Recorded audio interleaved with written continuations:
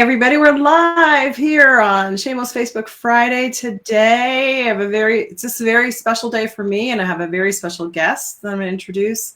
I'm Dr. Patti Ashley here in Boulder, Colorado, and I've been doing these Shameless Facebook Lives throughout the pandemic just to bring people together and have important conversations. And two of my most important, well, I have three main areas that I do in my work. I work with parents, I work with shame, and I work with grief. And I think they all kind of go together. People used to say to me, coaches would say, you got to find a niche, you got to find a niche. And I'm like, no, I like all three of these areas and I'm going to keep them all together. So I have a great guest here today that can speak to us about all those areas from his life's work, professionally and personally. He has created the Golden Willow Retreat Center and Counseling Center in Taos, New Mexico. From his passion of his own losses, which I'll let him share with you, and brings full heart into his work as a grief counselor. We'll have a lot of really important things to talk about today. So let me introduce Ted Wiard. Am I saying that right? You said it correctly. Okay. Ted Wiard, thanks for being here today, Ted. Patti, thanks for having me. And I'm humbled. You know, we ran into each other in Taos, actually, at our retreat center, and really just appreciate you doing this. And especially during COVID, finding different avenues for people to connect during a chronic trauma, as well as everything you do, from getting information out there to all the different ways you help with healing. So thank you so much for having me here today. Oh, thank you. It's an honor. Today, it's a special day for me because it's the 52nd anniversary of when I lost my father. I was 11 years old and he died of a sudden heart attack in a Catholic family. And I couldn't really talk about it because he was in heaven and I was supposed to be happy, was the story I was told. So I had a lot of shame about the feelings that I had and I didn't have when I was in shock at first. I didn't cry at the funeral. So we can talk about that, Ted. And I was like, what's wrong with me? I'm a monster. But I couldn't talk to anybody about it. In high school, I started reading about kids and play therapy. And I said, oh, this is my work. This is my life's work. And I had to do a lot of my own work to get to where I am today. So on anniversary dates, I think it's really important to honor because we have our body memory of that passing. And so to have you here today to talk about that with me just means so much. I want to say hi. Travis is here. Yay, Big Barn Dance. Thanks, Travis. That's where I met Ted at the Big Barn Dance in Taos, New Mexico. And this year will be the 20th Big Barn Dance. I think I've been to 15, and I just love it every year. And I had heard about your retreat center a few years ago, and then COVID happened. Mm-hmm. And so it was very synchronistic that I met Beth waiting in line for the Big Barn Dance. And she told me she was on the board of directors for your retreat center. And I said, what? I've been dying to find out more about that because I feel like retreats, after what I've learned, and then fast forward, I lost my fiance 5 years ago to a sudden heart attack, the same as my dad. So I thought, I've learned everything about grief. I'm going to now do it right. You know, you know how that goes, right? So, anyway, I went through my journey of what that felt like and thought what I really needed was a place to go. I really needed, and I kept getting, I need to go somewhere for like 3 months where I can just heal and I can cry and I can have supportive people and I can have opportunities to be in nature and maybe do some art and just be. And so that's why I had found your retreat center, because you had a similar idea. So I'm going to stop talking about me. Beth is with us. Hi, Beth. I just want to say, too, if you're here and you have a question for Ted, please put it in the chat and let us know you're here. Tell us about your journey. I know, I forgot to mention your book, Witnessing Ted, tells us about your journey. It's quite, it's quite a journey. So I'm just going to turn it over to you and tell people about you and your passion for helping people with grief. I'd love to. It's something I don't mind talking about because of all the times we didn't get to talk about it. And I do want to honor Beth, who's here, who's on our board at Golden Willow Retreat, as well as Travis. You know, today I'm hoping we talk about being kids and the different pieces and shame. And I'll never forget Travis on the day that we were doing the funeral of my daughters. His dad, Michael Hearn, and his sister, Sarah, were singing the song at the ceremony. Mm-hmm. And poor Travis, this dude, young guy, really didn't have a place. And he said to me later on in life, one of the things is when I just said, "Hey, bud," and gave him a hug that brought him in. So sometimes we have these things happen where people, like you with your dad, we don't know what to do with this information. And sometimes it's, "Hey, bud," and you just get that big hug that can break all these isolatory pieces. So I just wanted to honor that. I'm glad Travis is here. Dr. Hearn is an amazing man who does a lot, and he's still a "Hey, bud," and there's a hug, and out to Beth as well and everyone else. So just wanted to say it's so awesome. We'll always remember that, Ted, his comment. Well, that it's how we start to have permission. And I see grief all about permission. Yeah. We don't get to at all control the emotions that come up. On a good day, we can control what we do with those emotions. But emotions bubble up, and there's shame, and there's all these different pieces, and there's confusion because our psyche is going to do what it does. But that wasn't your question, Patti. So my name's Ted Wiard, and I'm a minister. I also received my doctorate in organizational leadership, actually in leadership behaviors in the midst of change. In other words, how do leaders work with the grief process as transition happens, which happens a lot. So I have a master's in counseling with an emphasis in grief. I'm also a certified grief counselor, and I'm a certified school teacher. Plus, the one I always like to throw out there with a big smile, I'm still a certified tennis pro. Because in other words, I'm just a dude who has gotten to walk a path and passionately and in a very hungry way, striving to learn more to help others. So a quick brief piece on me. In a very short time period, I almost died. I actually left my body. I remember looking down at my body and then rejoining my body. I guess I wasn't wise enough to turn around and see what else was out there, so I didn't write that book. And re-entered my body. But soon after that, my brother died in a shipwreck up in Alaska. He was a commercial fisherman. He had just left our town of Taos from skiing and went up there. We had skied, and a week later he had died. And right after that, we found out that my wife Leslie had cancer, and so a sarcomatoid renal cell carcinoma. So a sarcoma and carcinoma. We were told she had 7 weeks to live. But the strange thing is, they couldn't find much research of anyone having that under the age of 70, and she was 28 at the time. So for the next 2 years, we worked with and danced with that cancer. For the 1 and a 3-year-old, our children, and tried to age appropriate, make sure we stayed a team, always having the debate of quantity versus quality. Yeah.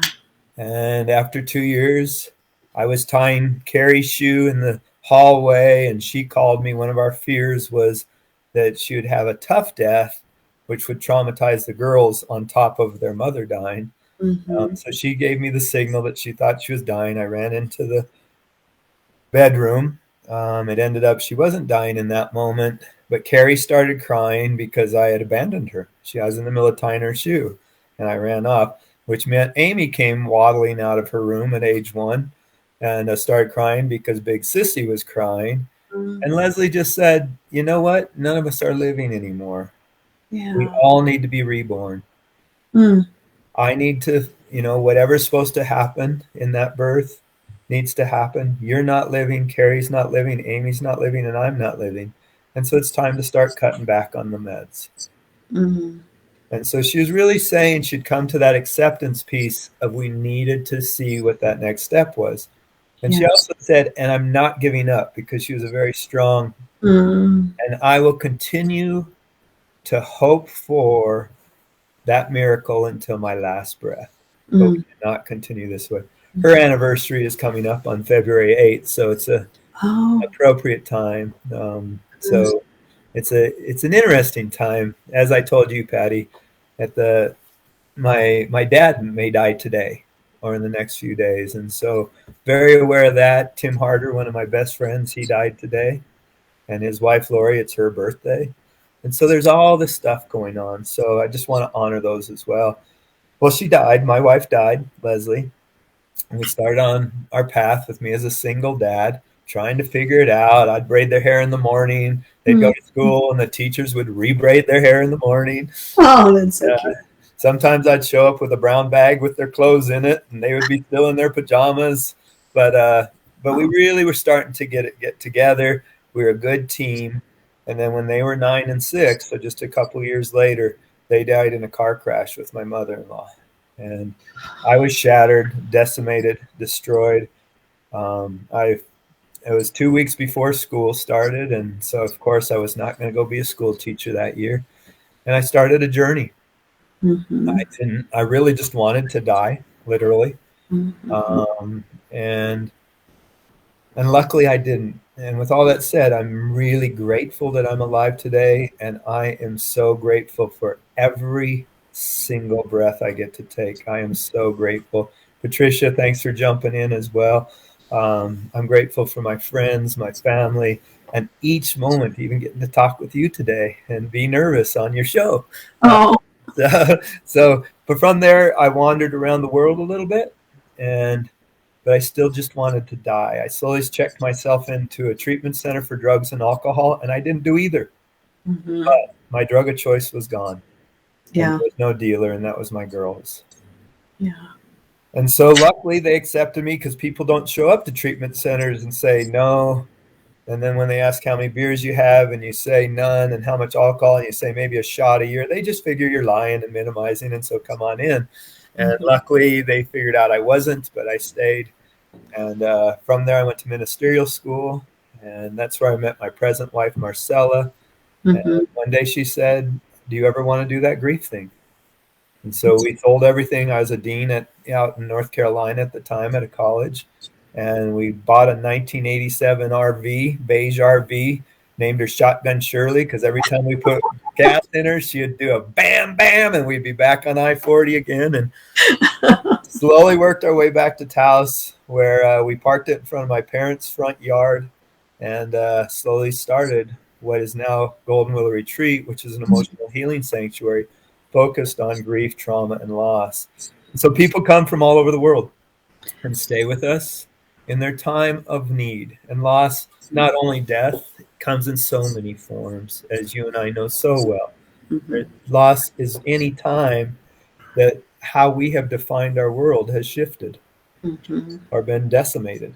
Yeah, we don't think about that. Like, we just had this huge fire here in Louisville, and 1,000 homes were completely burnt to the ground, plus another hundreds of homes that aren't inhabitable because of the smoke. And that's a huge loss. And people, I was just I did a TV show a few weeks ago and said, don't ever say at least you have your family. So people try and talk us out of our grief. They don't want to feel our pain. And that's what we need. Like you said with Travis, I gave him a hug and said, hey buddy, that's what we need. I call them enlightened witnesses, right? You better believe it. Yeah. And to be able to walk with somebody through their grief, I think is the greatest gift we can give to anyone. And I treasure those people who were able to walk with me, and that's what you do. And I got to see Golden Willow this September, and oh my gosh, you have a labyrinth on the property. Do you want to talk about the chapel? The chapel is our, I guess you'd say, Statue of Liberty, not meaning United States or political or anything like that, but actually the chapel is what represents everything. So it's a multi-faith chapel. A small little capilla, as they call it. I call it the Capilla de las Angelitas, the Chapel of the Little Angels. Yeah. And it was built by 10, 12-year-olds and me. I guess I was the youngest. And so we built this chapel with enormous intention, amazing intention. The kids would, if they cussed, they had to go shovel horse poop because they had poopy mouths. But also, even when they argued, they would leave the chapel area, not by rules, because they didn't want to put that energy into the chapel. So these 10, 12-year-olds put all their love into it and every decision. They each had to make blueprints and then debate the blueprints. And then Marcella, my present wife, who's so amazing and the co-founder, we had to go through all these blueprints to make sure everybody's blueprint was included in some way or somehow. And so the chapel is truly multi-faith, no faith, spirituality, no spirituality, but a place of holding. And the mission is that it's always open and kind of warm, rather than always warm and see if you can find a key. So, and it's just a place, and everyone is so blown away. They'll walk in and just drop because they're being held with love of the innocence of children and just that holding space. And some people say, it smells like cherry tobacco, just like my grandfather in here. And the next person will walk in and says, it smells just like vanilla, like my grandmother used to put in her cookies. And so somehow the Statue of Liberty opens us up from our habitualization or domestication of how we're supposed to connect with people who died or our losses, and have permission to step into and rebirth ourselves into our present moment. So the chapel is so amazing. I love when Beth goes in there because she doesn't always love it. She opens the doors and immediately starts crying. Crying. Yeah, I know. I was so blown away by the story, first of all, because I used to be a special education teacher as well. And I have a master's in early childhood. So I think we have a lot of that in common, just the work in education and your commitment to these. Was it 6 or 7 kids that built the chapel? It was 10. It's 10, 12-year-olds. 10, 12-year-olds. And it felt like 60. That story just touched me so much. Yeah. And so when I walked into the chapel, it was just such a beautiful place. And so I don't know if Beth told you or not, but I came down. I know you probably know I was there on the anniversary of Lawrence's death in November 13th. And Beth said, sure, you can go sit in the chapel and walk the labyrinth, which was just amazing. Did she tell you I put my mother's Blessed Mother with a broken halo on the altar? Now I know where that came from. I go out a lot because I've got a lot of candles always to light for people. And I'm always like, I wonder if I'll ever know where this piece came from. I said, do you think it's okay that her halo is broken? My mother loved the Blessed Mother and had just statues and rosaries. I have quite a few of them, but I brought the one with the broken halo. And so Beth's husband goes, that reminds me of the, Chris Stapleton song, Broken Halos. Yeah, no doubt. Well, and our broken halos are what give us the wings to soar once again. Yeah. I also put a ladybug on the altar too, because that was a symbol from Lawrence. So it was a real special day. I sat there with that and the altar and just walked the labyrinth. So I love what you've done at this retreat center, and you've created a space for people to come and have that experience that I was describing. I felt like I wanted when Lawrence died, I just need to go somewhere. But I had to go back to work because, it's just me. I do everything for myself. I don't have anybody supporting me financially. I had to go to work, which so many people do, unfortunately. So I think we have a lot of needs for supporting people in grief in various ways. And so I love what you're doing there. You actually have, I don't know if you saw, you have someone who in the chat says, thank you, Sue and Chris. Their daughter just died. And Chris came over and met me in the parking lot yesterday as I was sweeping snow, and we're going to talk really soon. But it's a lot of bravery to even put your name out there and know that you're here, because even that is really claiming this has truly happened, which is such a deep part of stepping into those actions, like lighting a candle and being here today. So sending you both love. They're actually probably 300 yards away from where this office is right now. And so, yes, we will be meeting soon. And thank you so much, Chris and Sue, for being here. I did their wedding long ago, and they're very special people. So sending them big love and heart and doing the hey bud hug. And you're going to be marrying one of my clients in the fall. Yes, I am. They're cool people. We played tennis with Ted, and he's going to marry us. I was like, what? Well, they had the guts to get up at sunrise and go play tennis with me, so that was a pretty cool thing, and their bravery and strength honoring that as well.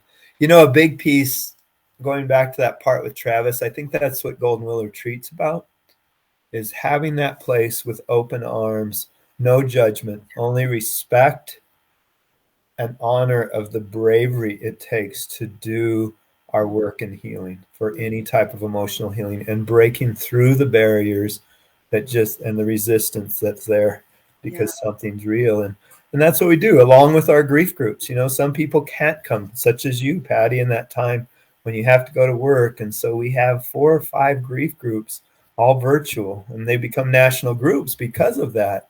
So we're trying to find that way in that awkward, so vulnerable, metaphorically naked time, to just have that hug that says, hey, bud. Not it's okay, nothing, just hey, bud, you are being held. And so I think that's such a big part of your passion, my passion, is how do we have that holding? And that's what the chapel represents. I remember traveling and having chapels locked, and all I wanted was a sanctuary, a spot where I could drop. Yeah, exactly. And I think the thing is that this is what I feel like is so important, why we're having this conversation, why we do the work that we do, is people don't get that. We live in such a doing, that the fact of giving someone a hug and say, hey, buddy, is as valuable as it is just it's a concept that people don't understand, because we didn't learn that. We grew up, stop crying before I give you something to cry about. Get over it. Come on, be strong, and yet to be with somebody through their grief and allow the emotions to move is such a gift. So important on that level of a gift, of holding that space, actually saying, even when they think they can't be, I trust you can do this, and I can hold the space. I can't steal your grief. I can't rescue you, but I can help hold this space. And maybe you have a flashlight that you use as a shovel, or you turn on, or any of those places, but to hold that space as someone squirms and works and slowly becomes that new butterfly, even if they wish they were still the worm. Yeah. The world didn't allow that. Yeah. And you have a big butterfly ceremony too, don't you? You do. We do. We have right at the end of June. We started this. Kirsten, who worked with us, started this up, and it was so perfect. So it's right towards the end of June, and that butterfly ceremony, people all year long buy butterflies, donate their money, and then we honor the people. And it's not just people who've died. It might be a graduation, because that has grief too. All these transitions have a grief process, and we honor that. It's right about the time of the anniversary of my daughter's deaths, as well as my mother's birthday. And so we try to keep it right in that towards that week. And this year, I think Beth's going to make it work out. We'll also be doing another fundraiser, because it's really exciting. Golden Willow Retreat bought its own property this year, so it owns the property, and so now we get to raise money to make the plumbing work and all those things. So Beth has been putting together a big art auction, and I'm hoping those two get to be together. But it's really honoring from that chrysalis that can feel so suffocating after we have a loss. Your dad, and then squirming and working where we don't feel we can even move. And all of a sudden we get a little crack and a little bit of air, and then we open up to this new thing. Your dad, in my way of thinking, is actually the coach that started you to be able to be the healer you are. Is from there, and that awkwardness and that chrysalis that didn't give you room to move around, and you were able to, in honor of your dad, I guess you could say, and you break through there and be the butterfly you are today. So that butterfly release is so important to us. Yeah, and you're so right. And I also know studies of resiliency show that purpose for pain is what helps people be resilient. And so the fact that I can do the work I do brings purpose to that experience, instead of, oh, poor me, I'm a victim. I don't feel like a victim at all. I feel like it was a gift, really, because of that. I got to create work that is so meaningful. I also always use the analogy too of the butterfly you can't open the chrysalis too soon or the butterfly will die. Yeah. So a lot of people, when they're in this process, they just want to get out. Well, when can I be the butterfly? Actually, when I learned this years ago, I actually looked up like how long does it take?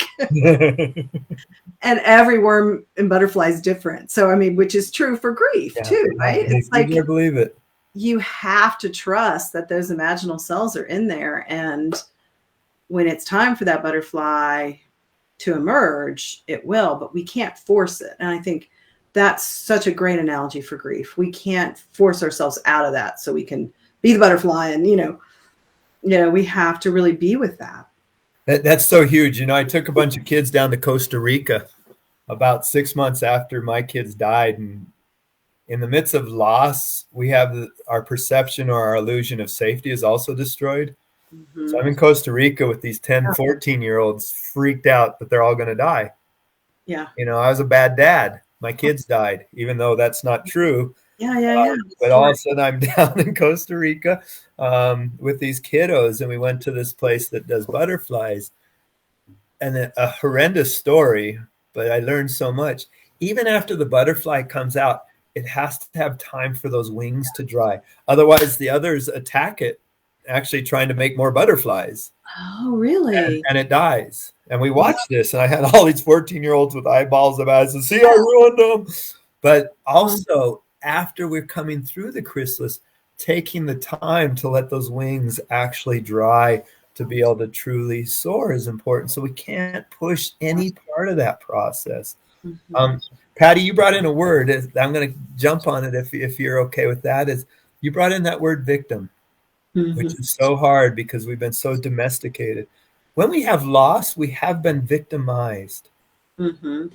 And I believe we have to claim we've been victimized, actually have that punctuation mark at the end of that sentence in order to empower ourselves to heal, or choose to become a victim where I'm recruiting others to try to rescue me. Mm-hmm. And so that word is so highly charged. Mm-hmm. And yet we have been victimized from the world we thought we were going to have. Mm-hmm. And so there is a piece that we need to claim this has truly happened. Yeah. And that puts our brain with a period rather than a comma or a semicolon, colon, or a run-on sentence forever. It says, this has happened, and now what am I going to do with it? And I think that's so important for our good old computer brain. Yeah, and I'm going to use the word you used before we went on, which is spiritual bypassing. Because this is the tricky piece, I think, for people. And this has been, again, my life's journey and work of making sense and trying to communicate is we have this human grief. We grieve because we love, and it's just part of what we do in this body on this planet. And the spiritual truth many people believe is there's no death and it's all love and light. And, you mentioned your near-death experience, which I didn't know about. I'd be curious to hear more about that too. But, so people want to pick a side. We like to pick sides in everything in life. It's good, it's bad, it's right or wrong, politics, it's this or it's that. Instead of how do we integrate the human grief, the fact that, I was a victim, and that gave me a motivation and a lot of life's work in the chrysalis to become something where I could be of service to other people, which then kind of goes, oh, okay, it's all right. And he is in the love and the light, and he is in a place with my partner and my mother and, everyone else I love that I've lost. I'm getting to that age where that starts to happen more and more. They're all good, right? I think. But the spiritual bypassing, and we see a lot of it here in Boulder and some of the spiritual communities, is people, I think, neglect the humanness of it. Mm-hmm. So anyway. Can I jump on that one? Please. Yes. There's so many different kinds of way of disassociating out of our pain. Mm-hmm. From a spiritual bypass, this is what was meant to happen. We still need to honor our psyche, our body. We are in this skin, so we're once disconnected at least. Mm-hmm. And we do have blood and we have cellular memory. Luckily now the genome research is showing we have DNA memory and chromosomal memory. And so we're also taking care of this body that's so locked. And so just like if I skin my knee as a 3-year-old and they say, that didn't hurt, get up, we want to make sure we don't disenfranchise all of our life by saying they're in a good place, so it doesn't matter about me. And so it's really working with that. You know, Lawrence Medina just came on, and he's the director of Rio Grande Treatment here in Taos, and I'm the clinical director, and we partnered up on Golden Willow Counseling, and really in the addiction world, because that's what Rio Grande Treatment is, and substance use disorders, that's another way that we can do a bypass.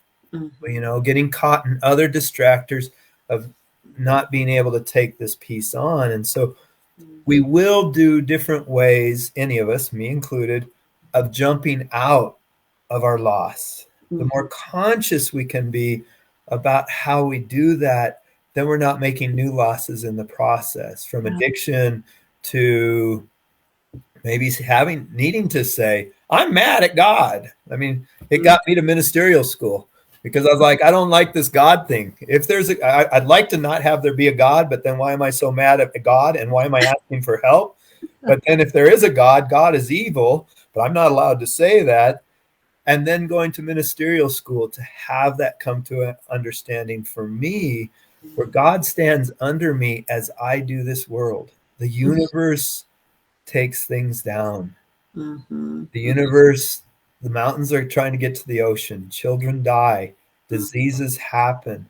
Yeah. But through that process, my belief in spirituality, my higher power will walk with me and be that piece underneath me as I walk through. And so all these pieces then make sense, because guess what? If God, whatever God means to anybody or doesn't mean, is standing under me, still sucks to be me. Mm-hmm. I still have to walk through this process. Yes, exactly. So the spiritual bypassing is, I'm okay. I'm in the, I can, and I believe that's all true too. I just don't think that we honor sometimes, because it goes back to the old, do as I say, not as I do. Alice Miller studied what she called poisonous pedagogies in the 18th century, where you're supposed to beat the will out of the child before they were old enough to remember. And like you said, that's still in our DNA. Yeah. And so I think we have so much to uncover.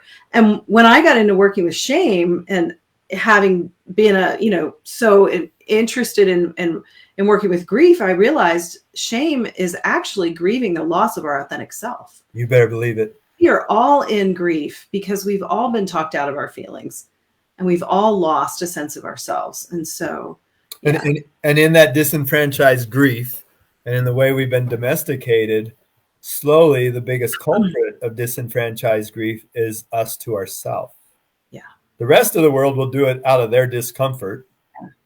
Yeah. But as we can slowly, like in the capilla, in the chapel, Patti, as you noticed, that wall that has the altar is the wall of disenfranchised grief.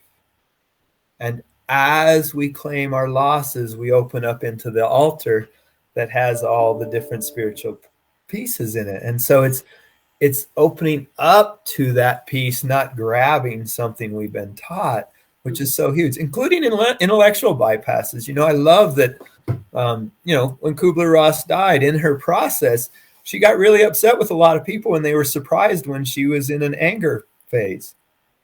How dare you say I can't do my grief process because I'm the expert of grief? I'm a human being dying. Interesting. I didn't know that. So our computer is one thing, and then we have this soul and this body and this memory and this heart. And so we can go, okay, we're but we don't just check off boxes. It's not a binary system. It's such a more enormous collective system that we're working with. And so you and I happen to know a lot about grief and trauma and shame. It doesn't mean we don't still walk through that as human beings. And so spiritual bypasses, intellectual bypasses, addiction, addictive tendencies, all of those are loopholes trying to not work with our emotional healing. And don't you think that COVID, my experience of witnessing people through COVID, that's interesting. Enlightened witness. I just made the connection. witnessing people through COVID where they couldn't run out and try and distract themselves from whatever grief or whatever feelings. We don't tolerate uncomfortable feelings well. We've never learned how to do that. And so people were busy. Busy's an addiction. Work's an addiction, right?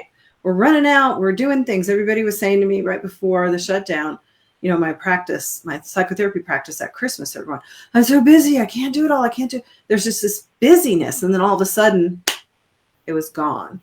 And so people had to really, I say, go in, not out. I have a course on my website called Go In, Not Out, because we couldn't, all of these things that we would do to distract ourselves from our pain were taken away. Yeah. It really brought up so much for people. And I think there was this isn't my TED Talk. I'm writing a TED Talk, by the way, for everyone. Congratulations. 141% increase in calls to the National Mental Health Line after COVID hit.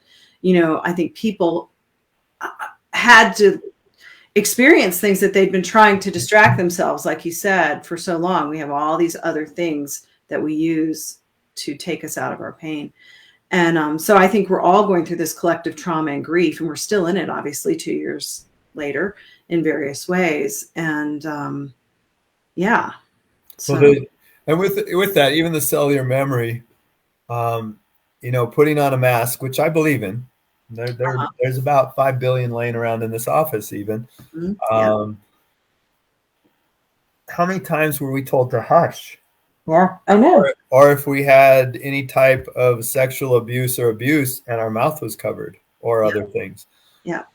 And so even in the midst of this, first isolation, which we are a herd species. Yeah.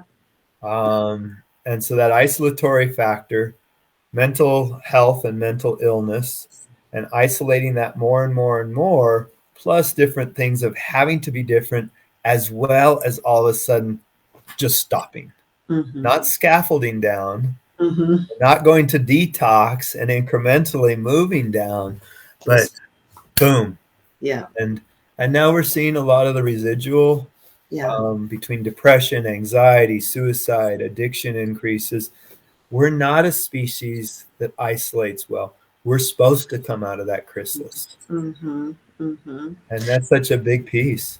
And even, what we know about the face-heart connection and connecting with people by facial gestures, right? And so children are being raised with, and I'm not opposed to masks at all either. I think it's good. We should wear them, and until this gets better. But I think about that. It broke my heart at first that these children aren't seeing, what they need to see to connect with another human. And then they're not even able to be with their kid. It was so traumatic for all of us. Without a doubt. And that authentic smile lets the other people know it's a safe space. So it gets us out of that limbic system and back into the prefrontal cortex. Yeah. Yeah. And that's such a huge part. I love your work on shame. And I think shame is very similar to that isolatory piece, because we build a wall around us and all those toxins stay in us because we have no way out. After my daughters died and I felt I was a bad dad because the dad's only job is to protect his children, and I didn't, so I killed them, even though they died in a car crash, and I was actually coaching tennis that day in another town. So I had huge shame. Yeah. And I felt I had no right to live. Yeah. I finally decided I could not kill myself, but I felt I deserved the death penalty. And so a lot of my subconscious actions were keeping me caught in that bubble. Oh. And I had this awesome, wise man. We were walking in North Carolina on a path, and it rains a lot there. And he goes, "Ted, go walk through that puddle." I'm like, "What?" And so, but I went ahead and did it. He said, "What happened?" I said, "My socks got wet." And he goes, "Exactly. You're not Jesus. You don't walk across the top of the water." That's great. He took it a step further. I go, "So what are you saying?" He goes, "Ted, do the acronym of SHAME, SHAME." And he said, "Should have already mastered everything." Oh my gosh, I love that. Can I use that? You can use that, because it actually saved my life. It helped save my life, because I realized I can only do my best, and I'm not supposed to have mastered everything. Right. I can only do my best in that moment to my best ability. And so it gave me permission to realize Mm-hmm. that I could open up. And yes, I'm a human being that's still going to get his socks wet Yeah. and is still going to be angry and is still going to have this feeling. And it broke that isolatory bubble that I think most adolescents feel, that I'm different than everyone else. I'm tainted goods, all those pieces. And by sharing those secrets and opening things back up, all of a sudden new oxygen comes in so there can be grace, there can be love, there can be celebration, there can be gratitude. And all of a sudden other pieces dissipate and I think get grounded back into the earth. And the other piece that I love, because my work with shame, is that we can't heal it from the neck up. We can't just tell ourselves you should have had it all mastered, but whatever. You should love yourself. That's what I'm saying. It's like I wouldn't have a job, and I wouldn't be doing a TED Talk on the subject if that was the case, if it was that easy. Because we know now it's in our biology, it's in our heart, it's our heart, it's our nervous system. And so we have to do things that activate the nervous system, that's sensory.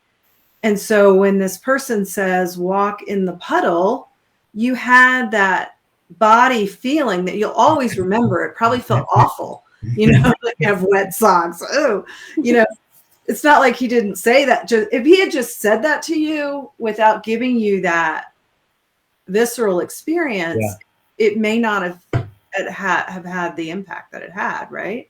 Without a doubt. And I had the bravery to surrender, to say, okay, because I needed support, not rescuing. I still had to go choose to walk through that puddle.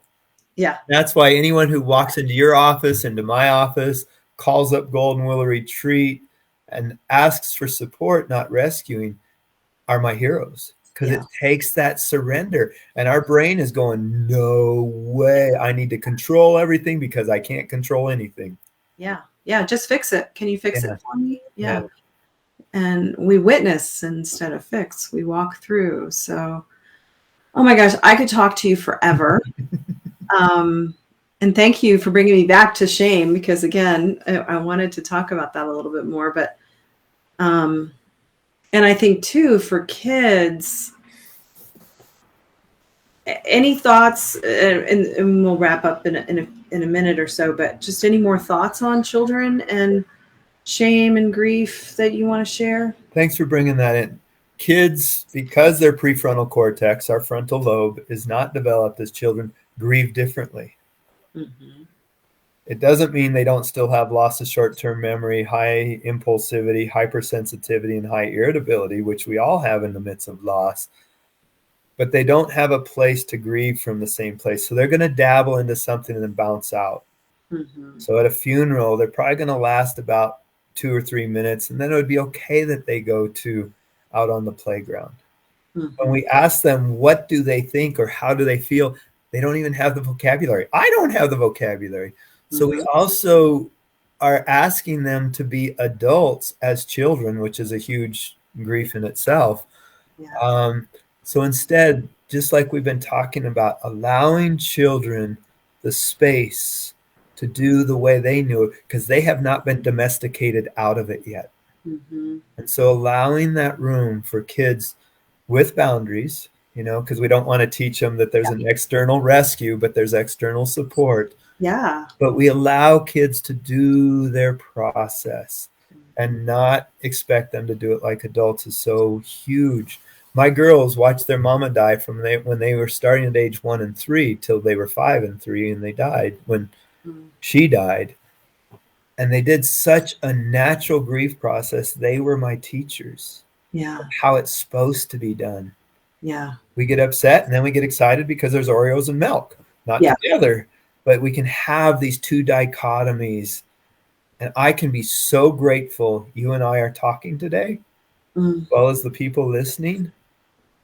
And probably all of us have the story of why we're here today, that how can I be grateful when it took these things for us all to be here? So we walk with these dichotomies that are so enormous because we've opened up to every day. It is so sad that my children died. Mm-hmm. and yet I am so grateful to be here today. Mm-hmm. So we walk with these dichotomies that don't make sense. Grief does not take away the bummer. Right. It allows me to be present today. I'm Right. grateful for this breath. And so our kiddos teach us well. Parents, no. Kids, please teach your parents well. I know. Yeah, that's a song, right? It is. Well, yeah, no, it's a paradox. I call it embracing paradox. You know, Yes. It's always both and again, we want to split. We want to make it this or that, right or left, good or bad. And we don't know how to hold both parts. And so I think that was very well said and so important because we would rather just have the good stuff. And the reality is, and COVID has certainly given us that experience, that the reality is it isn't all just good stuff. And so we don't go into the, oh, it's all bad, either. We just, it's both and. Exactly. And our brain wants to go straight into the, it's all bad. And so that's actually what we learn in a healthy emotional healing process called grief, is that we have these both. So as all the stimuli comes into the fight, flight, freeze, fornicate, and feast mode, or use, that I can have the exercise to also move it up. Okay, here's the dark and here's the light, not in a bypass, so I can sit with both. Yeah. Well, thank you so much for being here. I don't know if anyone has any questions. I know we're wrapping up with time here, but are there any other quick questions? And then we'll say goodbye to Ted. We don't die from a broken heart. However, we'll die with a broken heart. Thank you for the conversation today. Hopefully we can do this again sometime. Monique. Yes, and in that shattered heart, it means we have more space for a larger heart. But it is the work like you're talking about. Absolutely. Oh, Diane wants to know about your near-death experience. Diane, that's a whole nother hour.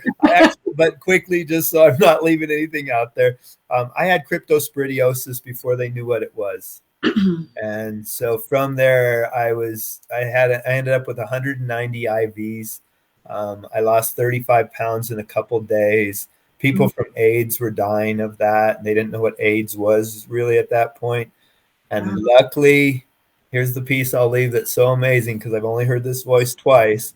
One Sunday night, a voice came into my head that said, you'll either be dead in the morning or you'll start to get better. And it was such a relief after a week. And luckily, I started to get better, and I ate 10 popsicles, and they let me go home. And my daughter was born a month later. That was this week too, and that was of when this all happened. So Diane, I'll tell you more another day, but that's a quick part of it here at the Holy Cross Hospital in Taos back in 1987. Oh my gosh. So, but it was the start, and it taught me that there's something bigger out there as well. Yeah. Yes. Thank you so much. This was delightful. Is there a way people can get in touch with you and learn more about your retreats and your work? Yeah, please give a call out to Golden Willow Retreat at 575-776-2024, 575-776-2024, or pull us up at goldenwillowretreat.org. It's also goldenwillowretreat.com, but we're trying to get it all back to org. You can send me email questions. I also write an article in the paper, and I get those from questions that are sent to me. So the best way is get a hold of Adriana, who runs everything for us out at Golden Willow Retreat at goldenwillowretreat.org or 575-776-2024. I'm trying to type it. 776-2024. Is that it? You got it. Okay, this is a real abbreviated version of what he just said. Hopefully I'm right. 575-776-2024, goldenwillow.org. goldenwillowretreat.org. Retreat.org. Okay. Thanks, Patti. You're amazing. You are too. And I'm just, it's such a delightful, synchronistic, incredible experience to have met you and to share this time with you today. And now it's time to go to the Michael Hearn Barn Dance this summer and hang out with Travis and with you and, of course, with Mike and all of his guests. Are you going this year? I'll go this year. Will you dance with me? I will be happy to dance with you. I'll even dance with Travis one more time. Thank you, Patti. I can't wait. Thank you, Ted. And thank you for all your wisdom and what you do. It's a gift. Blessings to you. All right. Take care.